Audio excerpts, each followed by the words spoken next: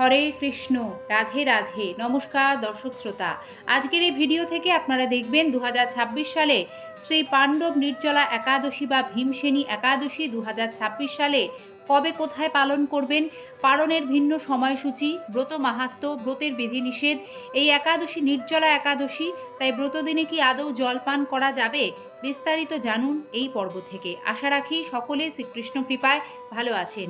জ্যৈষ্ঠ মাসে শুক্লপক্ষের একাদশী জগতে পাণ্ডব নির্জলা একাদশী নামেও প্রসিদ্ধ। এই একাদশীকে ভীমসেনী একাদশী বা ভীম একাদশীও বলা হয়। এই একাদশী এবছর কোথাও বা 25শে জুন, কোথাও বা পক্ষবর্ধিনী মহা দ্বাদশী যুক্ত হয়ে 26শে জুন পালন করতে হবে। 2026 সালে যে জায়গাগুলিতে শ্রী নির্জলা একাদশী 25শে জুন পালিত হবে, সেই জায়গাগুলি হলো যথাক্রমে চেন্নাই, কলম্বো, নাগপুর, হায়দ্রাবাদ, ত্রিবান্দ্রম, ব্যাঙ্গালোর, মুম্বাই, আহমেদাবাদ ইত্যাদি। যে জায়গাগুলিতে শ্রী নির্জলা একাদশী পক্ষবর্ধিনী মহা দ্বাদশী যুক্ত হয়ে 26শে জুন শুক্রবার 11ই আষাঢ় পালন করতে হবে, সেগুলি হল ভারতবর্ষের পশ্চিমবঙ্গের সমস্ত জেলাগুলিতে, বাংলাদেশেও মায়াপুর, কলকাতা, এই জায়গাগুলিতেও কিন্তু 26শে জুন শ্রী নির্জলা একাদশী ব্রত পালন করা হবে। এ প্রসঙ্গে আপনাদের জানাই, পক্ষবর্ধিনী মহা দ্বাদশী বিষয়টি কি। অমাবস্যা কিংবা পূর্ণিমা সম্পূর্ণ হয়ে প্রতিপদে কিছুমাত্র থাকলে তার পূর্বের দ্বাদশী তিথির নামই পক্ষবর্ধিনী। এই অবস্থায় একাদশীর দিন উপবাস না করে দ্বাদশীতেই উপবাস করতে হয়। অনন্ত কলুষ বিনাশকারী এই দ্বাদশী পরিত্যাগকারীকে বহু বছর নরক যন্ত্রণা ভোগ করতে হয়।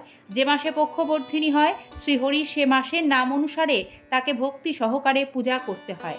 একাদশী পালনের নিয়ম: এই একাদশীর দিন পঞ্চ রবিশস্য বর্জন করবেন। শুধু তাই নয়, পঞ্চ রবিশস্য থেকে তৈরি সকল প্রকার খাবার এই একাদশীতে গ্রহণ করা নিষিদ্ধ।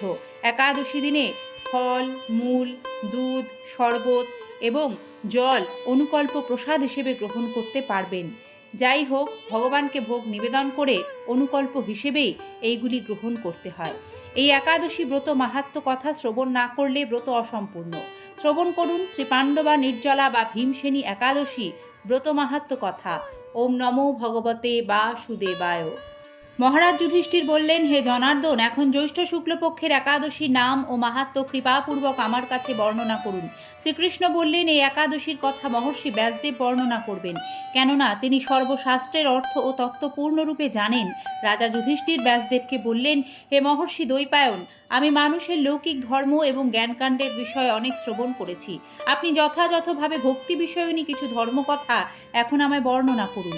জ্যৈষ্ঠ শুক্লপক্ষের এই নির্জলা একাদশী ব্রত সম্পর্কে ব্রহ্মবৈবর্ত পুরাণে শ্রী ভীমসেন ব্যাস সংবাদে বর্ণিত তথ্যমতে শ্রী ব্যাসদেব বললেন, হে মহারাজ, তুমি যেসব ধর্মকথা শুনেছ, এই কলিযুগের মানুষের পক্ষে সে সমস্ত পালন করা অত্যন্ত কঠিন, যা সুখে, সামান্য খরচে, অল্প কষ্টে সম্পাদন করা যায়, অথচ মহাফল প্রদান করে এবং সমস্ত শাস্ত্রের সার স্বরূপ। সে ধর্মই কলিযুগে মানুষের পক্ষে করা শ্রেয়।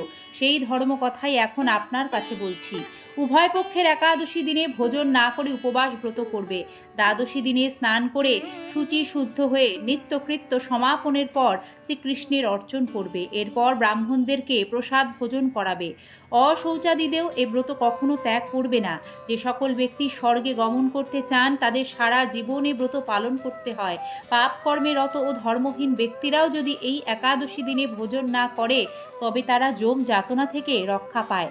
শ্রী ব্যাসদেবের এসব কথা শুনে গদাধর ভীমসেন অশ্বত্থ পাতার মতো কাঁপতে কাঁপতে বলতে লাগলেন, হে মহাবুদ্ধি পিতামহ, মাতা কুন্তী, দ্রৌপদী, ভ্রাতা যুধিষ্ঠির, অর্জুন, নকুল ও সহদেব এরা কেউই একাদশীর দিন ভোজন করেন না। আমাকেও অন্ন গ্রহণ করতে নিষেধ করেন, কিন্তু দুঃসহ ক্ষুধা যন্ত্রণার জন্য আমি উপবাস করতে পারি না।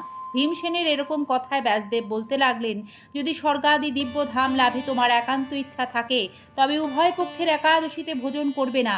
তদুত্তরে ভীমসেন বললেন, আমার নিবেদন এই যে উপবাস তো দূরের কথা, দিনে একবার ভোজন করে থাকাও আমার পক্ষে অসম্ভব, কারণ আমার উদরে বৃক নামক অগ্নি রয়েছে। ভোজন না করলে কিছুতেই সে শান্ত হয় না। তাই প্রতিটি একাদশী পালনে আমি একেবারেই অপারগ। হে মহর্ষি, বছরে একটি মাত্র একাদশী পালন করে যাতে আমি দিব্য ধাম লাভ করতে পারি, এর সেরকম কোনো একাদশীর কথা আমাকে নিশ্চয় করে বলুন।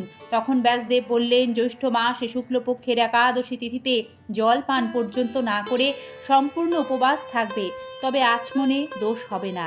ওই দিন অন্নাদি গ্রহণ করলে ব্রত ভঙ্গ হয়। একাদশীর দিন সূর্যোদয় থেকে দ্বাদশীর দিন সূর্যাস্ত পর্যন্ত জল পান বর্জন করলে অনায়াসে 12টি একাদশীর ফল লাভ হয়। বছরের অন্যান্য একাদশী পালনে অজান্তে যদি কখনো ব্রত ভঙ্গ হয়ে যায়, তাহলে এই একটি মাত্র একাদশী পালনে সেই সব দোষ দূর হয়। দ্বাদশী দিনে ব্রহ্ম মুহূর্তে স্নানাদি কার্য সমাপ্ত করে শ্রীহরির পূজা করবে। সদাচারী ব্রাহ্মণদের বস্ত্রাদি দানসহ ভোজন করিয়ে আত্মীয় স্বজন সঙ্গে নিজে ভোজন করবে। এরূপ একাদশী ব্রত পালনে যে প্রকার পুণ্য সঞ্চিত হয়, এখন তা শ্রবণ করো। সারা বছরের সমস্ত একাদশীর ফল এই একটি মাত্র ব্রত উপবাসে লাভ করা যায়। শঙ্খ চক্র গদা পদ্মধারী ভগবান শ্রীকৃষ্ণ আমাকে বলেছেন, বৈদিক ও লৌকিক সমস্ত ধর্ম পরিত্যাগ করে যারা একমাত্র আমার শরণাপন্ন হয়ে এই নির্জলা একাদশী ব্রত পালন করে, তারা সর্বপাপ মুক্ত হয়। বিশেষত কলিযুগে ধন সম্পদ দানের মাধ্যমে সদ্গতি বা স্মার্ত সংস্কারের মাধ্যমেও যথার্থ কল্যাণ লাভ হয় না। কলিযুগে দ্রব্য শুদ্ধি নেই, কলিতে শাস্ত্রোক্ত সংস্কার বিশুদ্ধ হয় না, তাই বৈদিক ধর্ম কখনো সুসম্পন্ন হতে পারে না। হে ভীমসেন, তোমাকে বহু কথা বলার আর প্রয়োজন কি? তুমি উভয় পক্ষের একাদশীতে ভোজন করবে না। যদি তাতে অসমর্থ হও, তবে জ্যৈষ্ঠ মাসে শুক্লপক্ষের একাদশীতে অবশ্যই নির্জলা উপবাস করবে। এই একাদশী ব্রত ধনধান্য ও পুণ্যদায়িনী। যমদূতগণ এ ব্রত পালনকারীকে মৃত্যুর পরও স্পর্শ করতে পারে না। পক্ষান্তরে বিষ্ণুদূতগণ তাকে বিষ্ণু লোকে নিয়ে যান। শ্রী ভীমসেন ওই দিন থেকে নির্জলা একাদশী পালন করতে থাকায় এই একাদশী পাণ্ডবা নির্জলা বা ভীমসেনী একাদশী নামে প্রসিদ্ধ হয়েছে। এই নির্জলা একাদশীতে পবিত্র তীর্থে স্নান দান জপ কীর্তন ইত্যাদি যা কিছু মানুষ করে তা অক্ষয় হয়ে যায়। যে ব্যক্তি ভক্তি সহকারে এই একাদশী মাহাত্ম্য পাঠ বা শ্রবণ করেন, তার স্থান হয় বৈকুণ্ঠ ধাম। হরে কৃষ্ণ। এবার আমরা দেখে নেব এই একাদশীর ভিন্ন স্থানে পালনের সময়সূচি। যে জায়গাগুলিতে 25শে জুন এই একাদশী পালন করতে হবে, সেই একাদশীর পালন 26শে জুন ভোর 5:26 হতে সকাল 9:56 মধ্যে। যে জায়গাগুলিতে 26শে জুন এই একাদশী ব্রত পালন করতে হবে, সেই জায়গাগুলিতে এই একাদশীর পালন 27শে জুন শনিবার ভোর 4:52 থেকে সকাল 9:23 মধ্যে। পারণ কি? পারণ হলো এই সময়কালে ভগবানকে পঞ্চরবিশস্য ব্যঞ্জনাদি তুলসীপত্র সহযোগে ভোগ নিবেদন করতে হয়।